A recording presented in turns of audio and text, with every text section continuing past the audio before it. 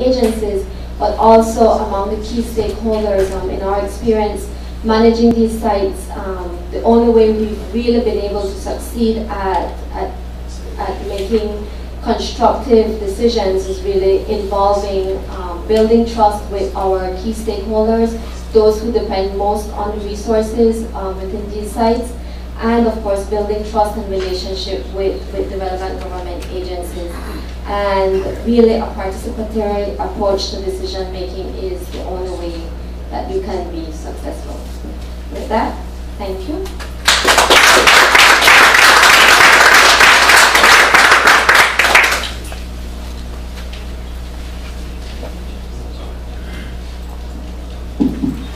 Okay. Our last speaker in this first session is Jovan Reyes. He's a Sagara-born Cancanasi and indigenous Igorot community of the Cordillera region of northern Luzon, Philippines. He is currently the Secretary General of the National Coalition of Indigenous Peoples in the Philippines, or CASAPI. And I won't read this in Filipino, but that's why we say it wrong. Jovan, thank you. Thank you very much. I was given 6 questions to share this evening, and it's all about how we in the Philippines define indigenous community conserved areas. How long have they been existing? What are the systems that govern them, and how effective are these systems? And finally, I share the challenges and changes and the challenges that ICCAs face. First, the global conservation community has defined what we have already been doing since time immemorial. When it called for sustainable utilization, the conservation community has branded and gave a global name about our centuries of practice.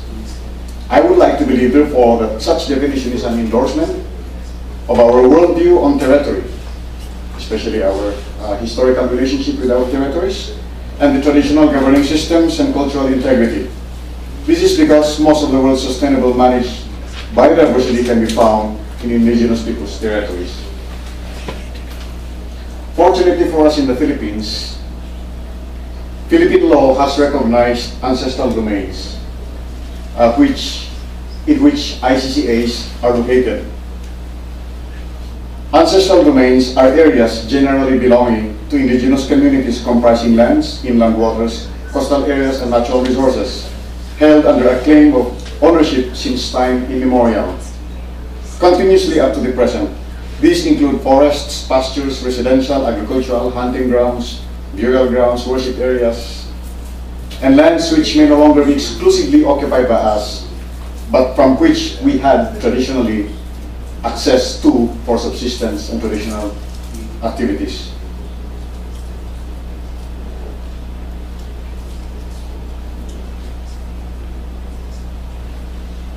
And how long have these ICCAs existed? Long before the government was established, ICCAs already existed and governed by traditional systems. An example of a system is the DAPI. As an institution, it exercises control over a defined geographical territory, and it is headed by a council of old men who acquire the status not by election, but by de facto recognition of their wisdom, bravery, articulateness, and judgment. Do they deliver good governance? Can these governing systems deliver effectively, rather? Definitely. While each member has an equal say in decision-making, wisdom and capacity to build consensus is highly prized. Although in the DAPI system, privilege and power might accompany representation, an articulate and wise commoner could gain considerable power, while a foolhardy rich could end up being ignored. While admittedly male-dominated, women have a voice through their husbands. Matters are discussed at family levels, and the consensus arrived at the family are brought into the DAPI. And not being autocratic rulers, decisions are backed by customary law that is in turn backed by practical knowledge that is owned and refined by centuries of coming to terms with the rough environment. And when a decision says no to a project, whether proposed or imposed, that is not being anti-development. That is merely making a choice of life for life, making a choice for life about peoplehood and about values that are steep from the crowns of our heads to the soles of our feet. This do no harm is an expression of collective human rights at its pristine best. A decision by a community of free men whom governance by participation and consensus is no empty formula. It must be stated that when the DAPI members do not view their practices in terms of Western concept of democracy, the system embodies the democratic values of consultation, consensus building, and participatory decision making. The community acceptability of DAPI decisions attests to the vigor of the system. Further proof that they are effective is the low biodiversity loss in ICCAs and high biodiversity loss in non-ICCAs. A recent World Bank report and the UNDP Global Outlook for 2010 attests to this. Are ICCA governance undergoing changes? Are there changes taking place in governance? First, government misunderstanding about us is generally abysmal. In many areas where non-indigenous peoples dominate formal governing systems, the disregard for customary law is prevalent and are often the triggers for biodiversity loss. But there are also areas where indigenous peoples occupy positions in local government, but there are no assurances of sustaining biodiversity. Their incorporation into the state bureaucracy have transformed them as implementors of large-scale extractive industries. Fortunately for indigenous peoples, in municipalities in which the DAPI system coexists with the formal governing structures, coexistence meant an endless exercise of learning and adaptation to changing environmental conditions. The system is about searching for ways by which to take development under its own terms. In areas where government officials are DAPI members, they are obliged to observe traditional customary rules. So this arrangement prevents the supplanting of traditional decisions made by the DAPI. This it indigenized the formal governing system so that one local government unit went as far as to declare the name of its municipal hall as DAPI Municipal Hall. This example explicitates an ICCA at its pristine best. Finally,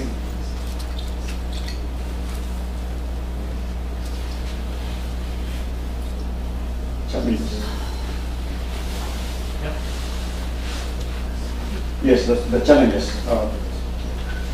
The challenges that we face as indigenous communities include the clashing worldview between land is life and land is commodity. And the other is the harmonization of laws that opens ICCAs to the predatory clause of extraction which breeds conflict. The other is the erosion of cultural values. Education and Christianity that purportedly aim to free us from the so-called rule of the jungle and from slavery of paganism instead produced a generation of modern men who exoticize, if not regard indigenous knowledge as backward or obsolete. National borders are bypassed so that a direct link has germinated between ICCAs and the outside world.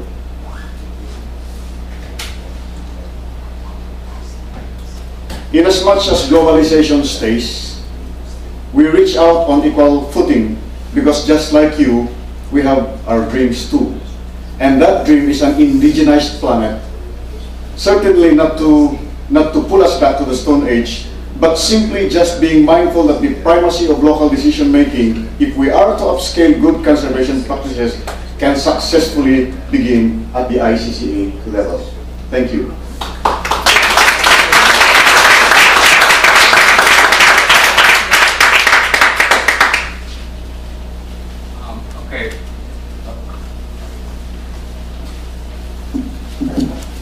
Thank you very much, Giovanni, for that excellent presentation. We'd like to take 2 or 3 questions, if there are questions with clarification, and then keep going. If anyone does have a question, please come up to one of the mics. And whoever is Yes, please.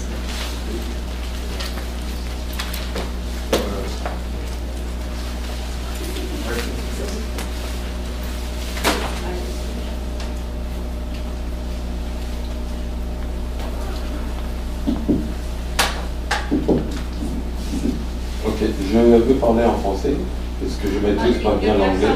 Gracia peut m'aider à traduire. Oui, ok. Je viens de la République démocratique du Congo. Je suis directeur du parc national de Kaouzi-Biega, à l'est. Je suis totalement d'accord. La gestion, oui. La gouvernance, encore oui, oui, oui. Parce que moi, ouais. Coming from the Democratic Republic of Congo, I'm the director of the Kaouzi-Biega protected area in the National Park, and I'm totally in agreement. Governance, yes, yes, yes. Pourquoi? Puisque la plupart de nos parcs ont été créés pendant la dictature. Et pendant cette dictature, personne ne pouvait dire non. La population n'a pas été contactée.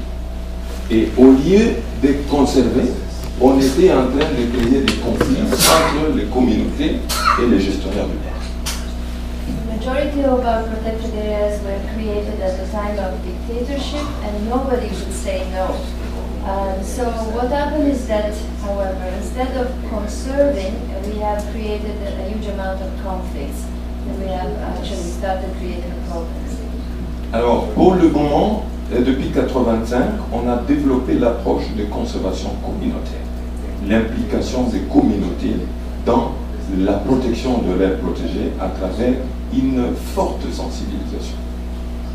So for a number of years, I think I understood the 85, we have started having a process of collaborative approach with the local communities so that things could improve. Et maintenant, cette communauté s'implique dans la protection. Nous venons d'élaborer un plan de gestion du parc avec les communautés. Nous venons de démarquer participativement les limites du parc qui créaient confusion. Et nous avons signé des protocoles d'accord avec les communautés, comment procéder à la protection, mais aussi au développement de ces communautés. So we are really having quite a bit of forms of collaboration with the local communities. We have a collaborative management plan. We have developed some agreements for the limits that were creating some problems, and we have some protocols that were developed, so we are improving what were problems for us. Ça, c'est au niveau des communautés, au niveau de la base. Mais au niveau de la politique, le pays étant très grand, on n'est pas en contact direct avec le national. On travaille avec les provinces à un niveau trop bas, mais le national, il est très loin. Alors, il a fallu aussi créer une autre structure au niveau de la province, qu'on appelle le Conseil consultatif permanent des forêts, pour que tous les ministères au niveau de la province participent aussi aux réunions de décision avec les communautés pour savoir qu'est-ce que nous faisons pour la protection et qu'est-ce que nous faisons pour le développement des aires. So there are several levels that are involved here. We, at the level of the park, are very much in good relationship with the communities, but we feel that we are still far away from the national level. So we had to create, at the provincial level, a body that could somehow pull together all the ministries, all the departments that are involved in taking decisions that have relevance for the protected areas. And this is the Conseil consultatif the advisory council, permanent des forêts. Permanent advisory council for forests. Un autre succès, c'est pourquoi j'insiste sur la gouvernance.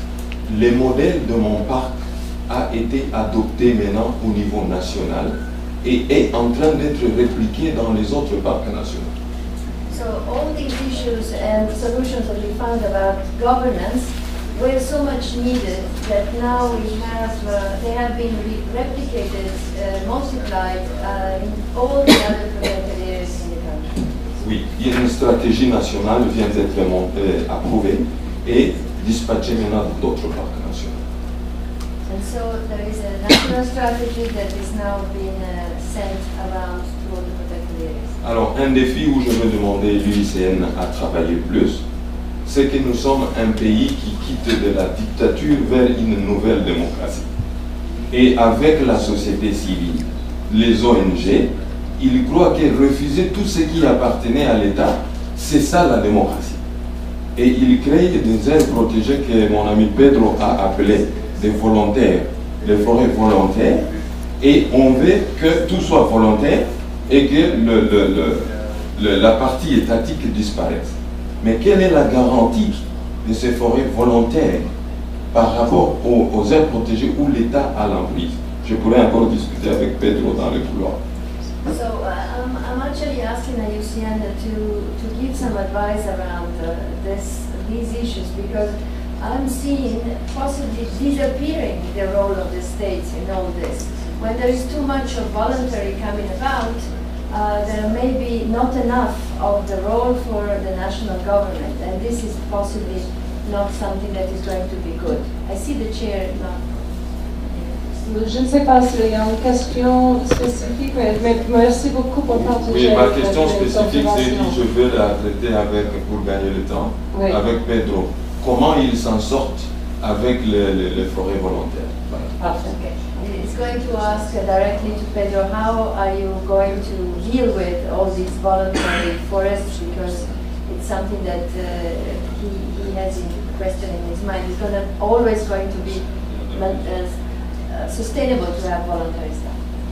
Great. Thank you so much. Merci beaucoup. And just realize we have a microphone issue. Maybe you just jump up there and then we'll, maybe we should just let the microphone be mobile and pass around. But maybe only we'll take one more quick question before moving to the panel, but more importantly, also offering you the opportunity to grab a beer or another drink and come back to your seat as we move to the panel, if that's an incentive. Well, I think no type of protected area replace the other. It's no case to think that if we have this private or voluntary or anyway, will replace the other one. It's not this is not the new fashion. It's something that all the time existed, and we are in this time trying to recognize their value and see how we treat it. And I chose to present all of that options because, you know, if you are very much IUCN guidelines, etc., you will say, okay, from all those 5 types, the only who qualifies for a protected area will be number 5, which is the perpetuity of the Brazilians and, you know, all that kind of stuff. But you have all the others that you can ignore, that they are happening. So the thing is, if we want not only a conserved world, but a sustainable society with people that are pushing those schemes, how you incorporate it. So I think it's not a matter of replacing. The importance of the governments are essential, are crucial for the things that were happening, because we elect governments to represent the public interest, and conservation of nature is in the public interest. That's a great point, and there's a parallel universe of discussion about this in the categories. Not one is better than the other. Is there one more question, comment? If not, here's the plan, but it's really a deal. So our half of the deal is that there's this wonderful set of beer and other drinks and snacks. And thanks to the GEF Small Grants Program for supporting that for our session. But we do want to continue quickly, and then again we can visit at the end of the session over more snacks. So grab something, come back to your seat while we transition to the panel, and then we'll move into that. Quickly. And as we do that, if we could ask the folks on the panel to make their way up to the front of the room. The panel get a beer? Yes. The panel gets first in line.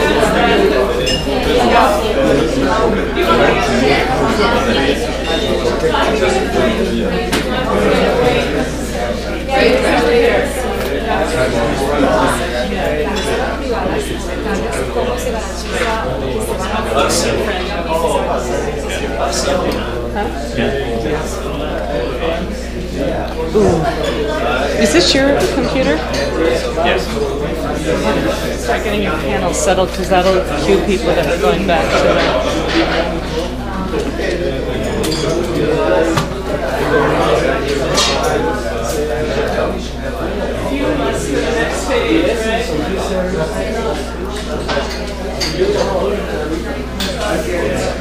like their style. They don't for the beard.